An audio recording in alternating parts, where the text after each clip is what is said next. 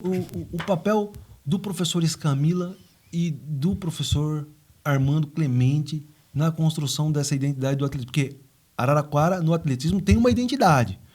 Seu Armando Clemente e seu Escamila são dois expoentes do atletismo araraquarense. Como é que era a relação com eles?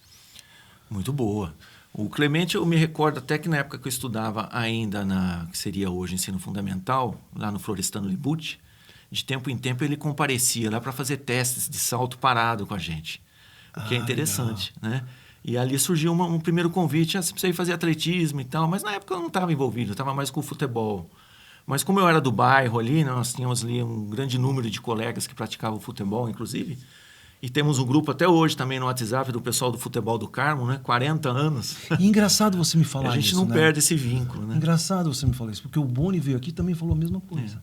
O Boni falou assim, não, a minha vida no atletismo começou ali no Florestano, por convite do professor Armando, aí vem você aqui também fala a mesma coisa.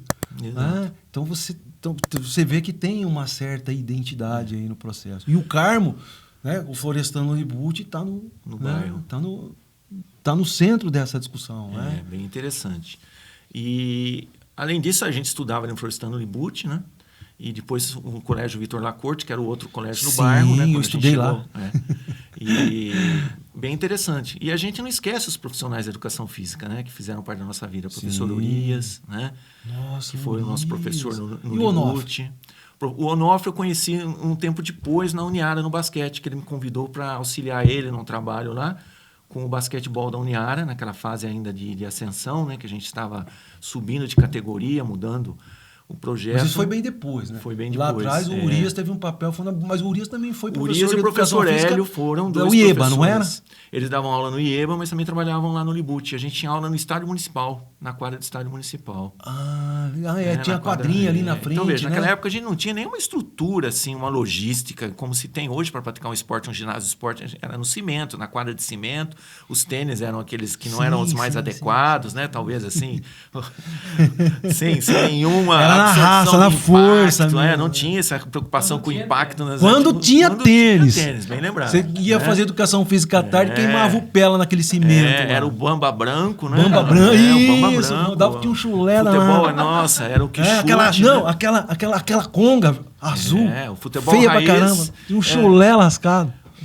Inclusive, eu comentava com os colegas, o futebol raiz nosso era o que chute amarrado na canela. Na canela, exatamente. Era isso. Tinha que saber amarrar corretamente. E aí a gente foi se envolvendo, né, nessa atividade. Hoje a gente coloca isso mais como uma atividade na formação da cultura corporal, que foi o que eu acabei tratando, depois nós vamos falar um pouquinho, no meu mestrado sobre a questão da escola, o papel da escola no desenvolvimento dessa cultura corporal. Né? Porque o gesto, o movimento do dia a dia que você aprende, você não esquece, o corpo vai memorizar aquilo, né, eternamente. E numa necessidade, às vezes até no seu cotidiano, que você precise ali para passar ali um alagamento, né? Ainda mais agora que a gente tem esse processo todo de chuvas constantes. Que nunca tivemos, mas de repente aparece. Um saltinho a mais ali, isso vai te ajudar. Né? Então, é parte que o corpo, existe toda essa memória que fica ali registrada.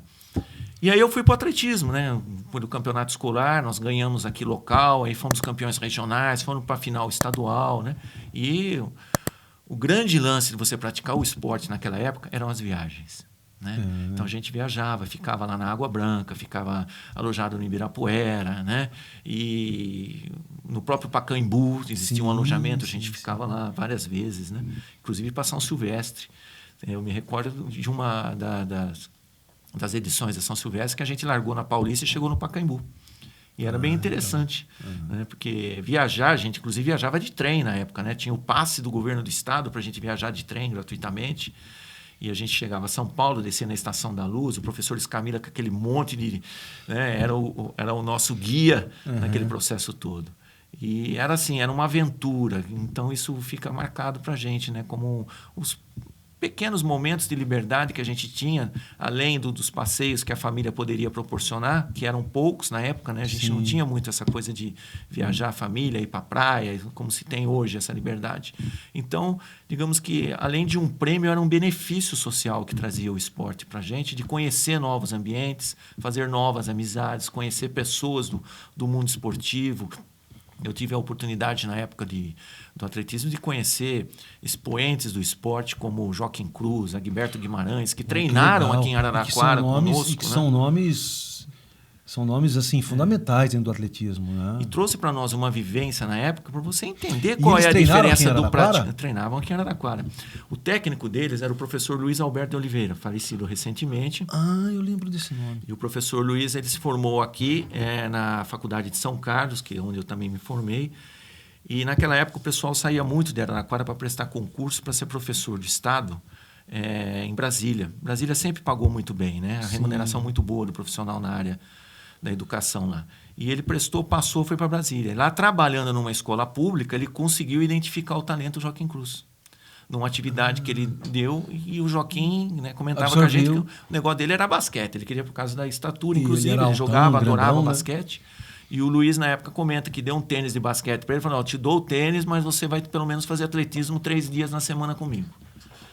E aí percebeu que ele tinha uma capacidade acima da média, né, para resistência à fadiga nessas provas curtas, de 800 e 1.500 metros, e começou a treiná-lo lá na escola e preparar. E aí, da mesma forma, ele foi para o campeonato escolar, foi campeão local, depois foi campeão estadual, foi para os Jogos Estudantis Brasileiros, né, que eram os JEBs.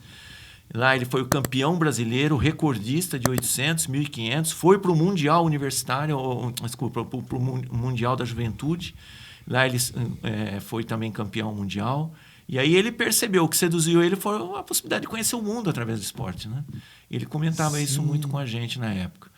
E até que chegou lá em 84, no auge da sua carreira, né? Ele teve a proposta de 1980, ainda treinando aqui conosco em Araraquara, a gente convivia ali diariamente. Lá na pista? Na pista.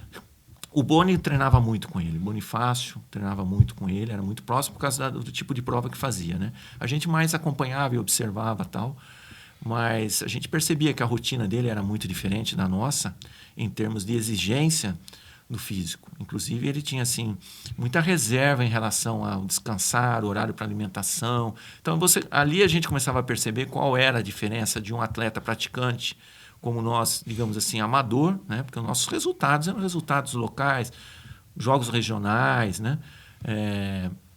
Campeonato estadual, que a gente chamava de Troféu Bandeirantes, mesmo o Troféu Brasil, que eu cheguei a disputar, né? Já chegando na final, para nós era a glória, né? Porque diante daquela condição que a gente tinha de treinamento e que não tinha aquela aptidão própria para a prova, a gente desenvolvia mesmo ali através da prática, né? E a gente percebeu que era bem diferente, né? Até que ele chegou em 84, foi medalhista olímpico lá em Los Angeles. Entendi. Os 800 metros.